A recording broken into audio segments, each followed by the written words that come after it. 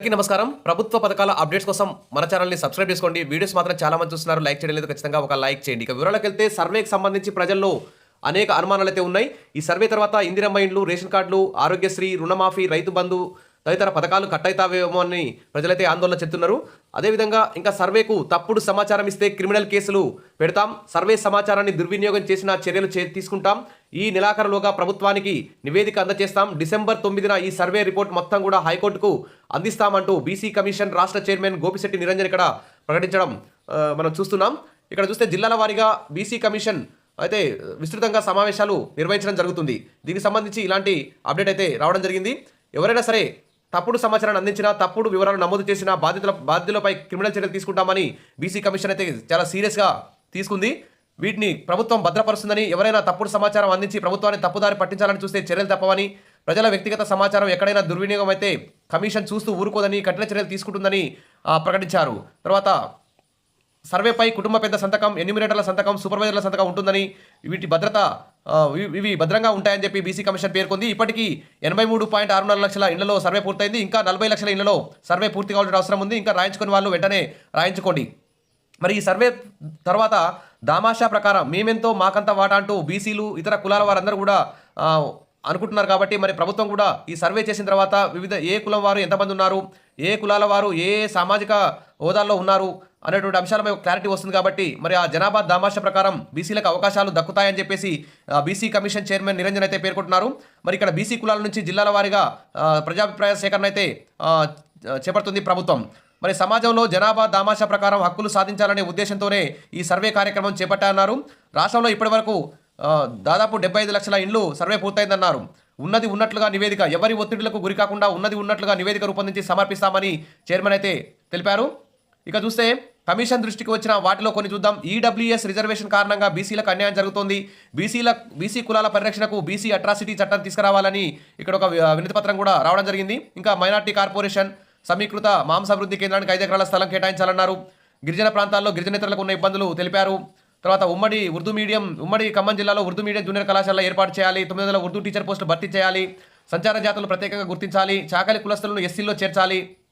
భట్రాజులను బీసీఏలో చేర్చాలి. మేదరు వారికి అవసరమైన రా మెటీరియల్ అందజేయాలని ఈ విధంగా వినతి పత్రాలు అయితే వచ్చాయి. సర్వేతో బీసీలకు అవకాశాలు అంటూ ఇక్కడ న్యూస్.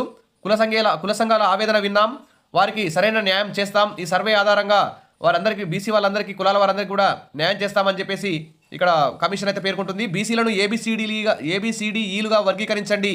జనాభా దామాషా ప్రకారం హక్కులు కల్పించాలి. బీసీ కమిషన్ బహిరంగ విచారణలో విన్నటువంటి ఇలాంటి విన్నపాలు అయితే రావడం జరిగింది. ఇక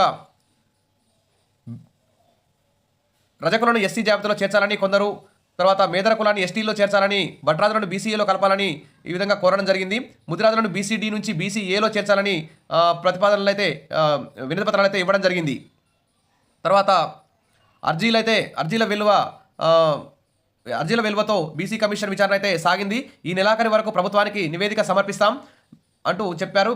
ఈ నెల 19వ తేదీన డిసెంబర్ 19వ తేదీన హైకోర్టు కూడా ఈ సర్వే రిపోర్ట్ని ఇస్తామని చెప్పేసి ఎవరు కూడా భయపడాల్సిన అవసరం లేదని చెప్పారు. తర్వాత ఈ సర్వే ప్రారంభమైన మొదట అక్కడక్కడ అనుమానాలు, అపోహలు తలెత్తిన క్రమేణా సమగ్ర సర్వే ఊపందుకుందన్నారు. వెనుకబడిన తరగతుల జాతుల్లో చిచ్చు పెట్టేలా రాజకీయ పార్టీల అపోహలు సృష్టించవద్దని హితవు పలికారు. యజ్ఞంలా సాగుతున్న సమగ్ర సర్వేను విచ్ఛిన్నం చేసే రాజకీయ పార్టీలకు మనుగడ ఉండబోదన్నారు. ఎందుకు సర్వే నిర్వహించారో ఏ అధికారి చెప్పడం లేదని స్పష్టం చేశారు. బహిరంగ విచారణలో బీసీ కమిషన్ సభ్యులు రంగు బాలలక్ష్మి, తిరుమల తదితరులైతే పాల్గొనడం జరిగింది. సర్వేకు ఆపసోపాలు. సమగ్ర కుటుంబ సర్వేలో ఎన్యూమరేటర్ల ప్లాట్లు ఉదయం విధులు ముగించుకొని మధ్యాహ్నం సర్వేకి వస్తున్నారు. వ్యవసాయం, ఇతర పనులకు జనం వెళ్లడంతో ఆ సమయంలో చాలా ఇళ్లకు తాళాలు ఉంటున్నాయి. ఒక్కో ఇంటికి 2-3 సార్లు తిరిగినా ఫలితాలు అయితే రావడం లేదు. ఒకవేళ ఉన్నా పూర్తి వివరాలు చెప్పట్లేదు. దాదాపు రాష్ట్ర వ్యాప్తంగా 73% వరకు 75% వరకు సర్వే అయితే పూర్తవుంది. మరి ఈ నెల 27 వరకు గడువు అయితే విధించారని ప్రభుత్వం అయితే చెప్తుంది. మరి ఈ నెల 8వ తేదీన ప్రభుత్వం ప్రారంభించిన ఈ సర్వే ఈ నెల 27వ తేదీ వరకు పూర్తి చేయాలని గడువు అయితే ప్రభుత్వం విధించింది. అయితే జిల్లాలో రాష్ట్ర వ్యాప్తంగా చాలా ఇంకా 30% పూర్తి కాలే. కాబట్టి మరో వారం రోజుల్లో ఈ సర్వేను పూర్తి చేయాల్సి ఉండగా ఎన్యూమరేటర్ల ఇబ్బందుల కారణంగా సర్వే పూర్తవుతుందా లేదా అన్న అనుమానాలు అయితే వ్యక్తమవుతున్నాయి. సరే, ఏది ఏమైనా మరి ఈ సర్వే తర్వాత ఈ ఇందిరమ్మ ఇండ్లు కానీ, రేషన్ కార్డులు కానీ, ఇతర పథకాలు కానీ కోత విధించకుండా, మరి బీసీలకి, ఇతర ఎస్సీ ఎస్టీ తదితర ఓసీలకు కూడా నష్టం కాకుండా మరి అన్ని పథకాలు రూపొందిస్తే మంచిగుంటుంది. ఎవరి జనాభా ఎంత ఉంటే ఆ జనాభా దామాషా ప్రకారం వారికి పదవులు, ఇవన్నీ ఉద్యోగాలు ఇవన్నీ దక్కేలా మరి చర్యలు తీసుకుంటే మంచిగా ఉంటుంది. కానీ సర్వే అయితే చాలా స్పీడ్గా సాగుతుంది. మరి సర్వే తర్వాత ఫలితాలు ఎలా ఉంటాయని ప్రజలందరూ కూడా ఉత్కంఠగా ఎదురు చూస్తున్నారు. ఇక్కడ బీసీ కమిషన్ మాత్రం హైకోర్టు కూడా ఈ రిపోర్ట్ అందిస్తాం కాబట్టి ఎవరు భయపడాల్సిన అవసరం లేదు. డిసెంబర్ 9వ తేదీన సర్వే రిపోర్ట్ హైకోర్టుకి ఇస్తాం.